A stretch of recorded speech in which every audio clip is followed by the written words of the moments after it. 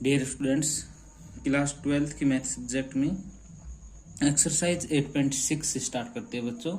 और एक्सरसाइज 8.6 का question number देखते हैं फर्स्ट, कि सिद्ध करो कि किसी वृत्त में बड़े से बड़ा त्रिभुज खींचा जा सकता है, वह समबाहु त्रिभुज होगा। यानी कि हमें सिद्ध करके दिखाना है कि जो एक वृत्त में बड़े से बड़ा जो त्रिभुज होगा वह एक समबाहु त्रिभुज होगा। देखिए, एक वृत्त बना लेते हैं, उस वृत्त में हमें बड़े से बड़ा त्रिभुज बनाना है।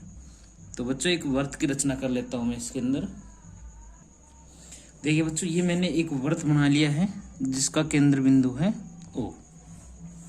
इसके अंदर जो मैंने त्रिभुज बनाई है यह एक समबाहु त्रिभुज होगी। ये बात आपको सिद्ध करके दिखाना है कि जो दी गई त्रिभुज है ये कैसी है, कि समबाहु त्रिभुज है। बच्चों ये जो त्रिभुज है इसका नाम मैं लिख देता हूं ABC। देखिए, क्षेत्रफल निकालें तो 1/2 आधार ये हो जाएगा, ऊंचाई इस प्रकार से बनानी पड़ेगी मेरे को। तो मैं इसकी ऊंचाई बना लेता हूं, इसे D पॉइंट बोल देंगे, ठीक है। यहां पर हमने सॉल्यूशन में लिख सकते हैं कि माना वृत्त की त्रिज्या बराबर R सेंटीमीटर। मान लेते कि वृत्त है जिसकी त्रिज्या R सेंटीमीटर है। बच्चों इसको मैं इससे मिला देता हूं और इसको इससे मिला देता हूं।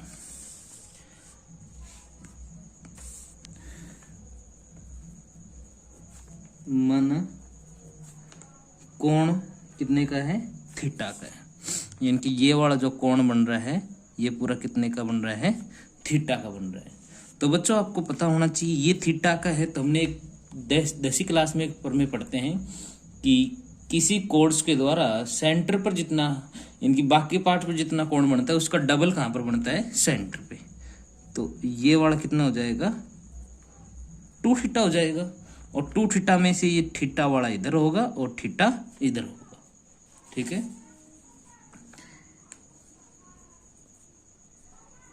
केंद्र पर बना कोण कितने का होगा, 2 थीटा का, ठीक है। तो यहां से मैं लिख सकता हूं कोण BOD। देखो BOD ये कितने का होगा, थीटा का। और COD कोण COD ये भी कितने का होगा, थीटा का। तो कोण BOC थीटा प्लस थीटा बराबर 2 थीटा का हो जाएगा इस प्रकार से। देखिए ये वाली क्या होगी, त्रिज्या R, ये वाली भी क्या होगी, त्रिज्या R, और ये वाली भी क्या होगी, त्रिज्या R होगी, ठीक है।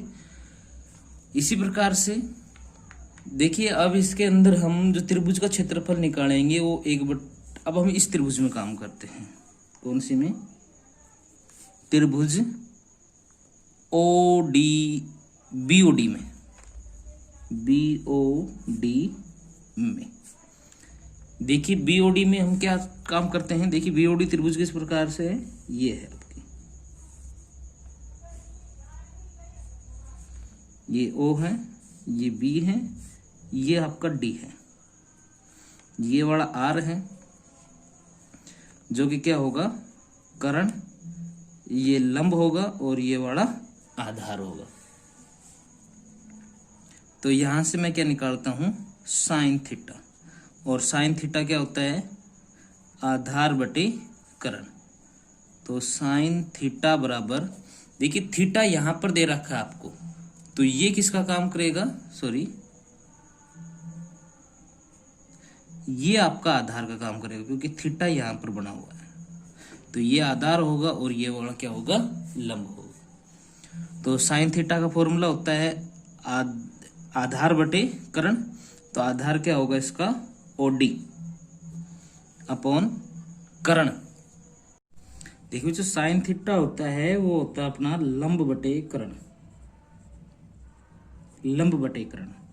तो इसका साइन थीटा के लिए लंब का काम कौन करेगा, ये वाला BD अपॉन कर्ण का काम करेगा BO।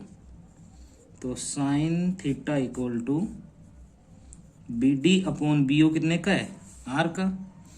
तो बी डी बराबर आ जाएगा आर साइन थीटा, समीकरण नंबर 1। सेम उसी प्रकार से यहाँ पर इसी के पैरेलल में मैं कोस थीटा और निकाल लेता हूँ। भाई कोस थीटा का फॉर्मूला होता है आधार बटे कर्ण। तो कोस थीटा आधार काम करेगा डीओ अपॉन बीओ। तो कोस थीटा बराबर डीओ अपॉन आर। तो डीओ बराबर आर कोस थीटा। त्रिभुज ए बी सी के लिए, ये जो पूरी त्रिभुज ए बी सी है इसके लिए देखो बेटा आधार चाहिए। आधार क्या रहेगा इसका, BC। और ये BC कैसे बनता है, 2 गुणा BD कर दीजिए। तो आधार हो जाएगा 2 गुणा BD, देखो ये रहा आर साइन थीटा। तो आधार बराबर 2R साइन थीटा। एक चीज हमें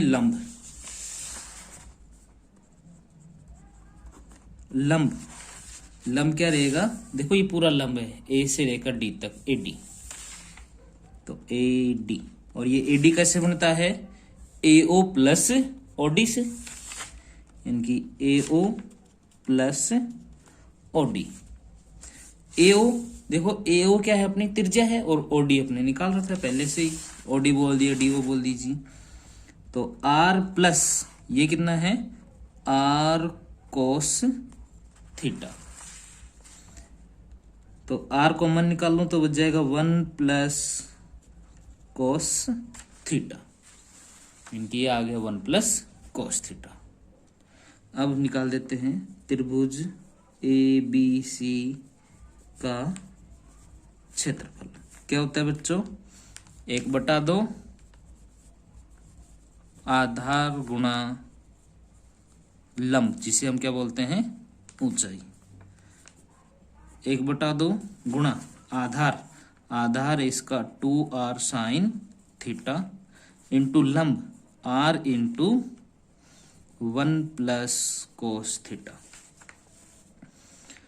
तो क्षेत्रफल को मैं S से बोल दूं तो S इक्वल टू, आगे 2 से 2 काट देंगे, तो R sine theta into R 1 plus cos theta.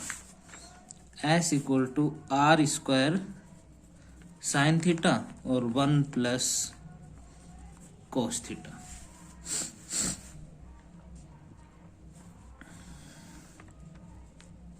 S equal to R square, इसको अंदर मल्टीप्लाई करेंगे तो sine theta plus sine theta cos theta.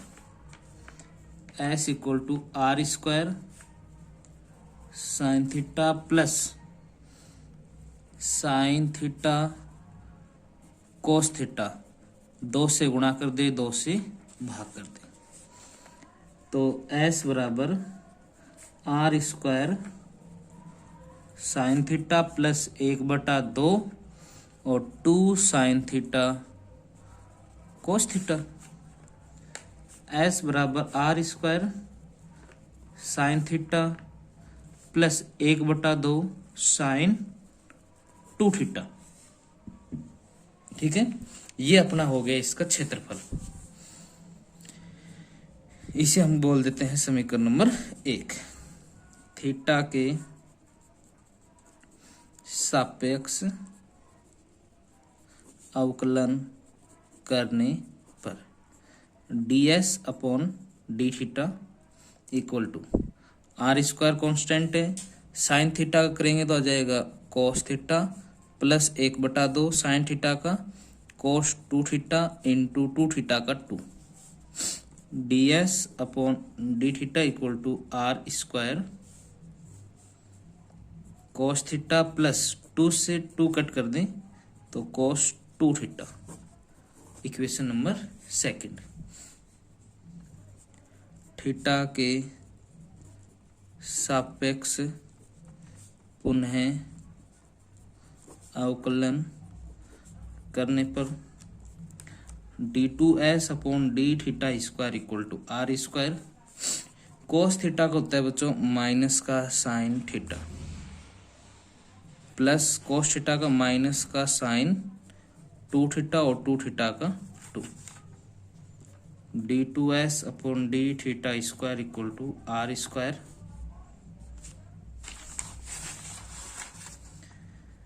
Minus का साइन थीटा माइनस का 2 साइन 2 थीटा, इक्वेशन नंबर 3।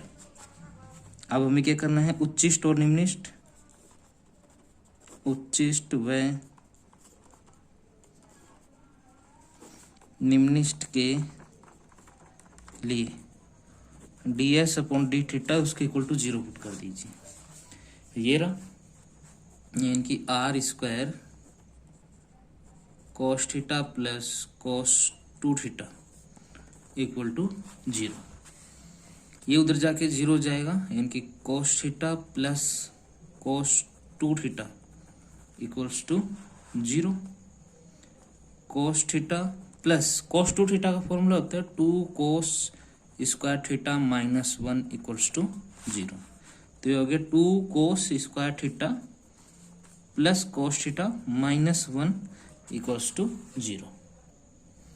देखिए ये है 2 cos square theta plus cos theta minus 1 equal to 0 है। ए की वैल्यू निकालेंगे 2 आ जाएगा, बी की वैल्यू 1 आ जाएगी और सी की वैल्यू माइनस 1। तो कोस थीटा का फॉर्मूला हो जाएगा minus b plus minus root b square minus 4ac upon 2a। तो cos theta equal to minus 1 plus minus root 1 की square minus 4 into 2 into minus 1 upon 2a। Cos theta equal to minus 1 plus minus, ये हो जाएगा 2 दूनी 4,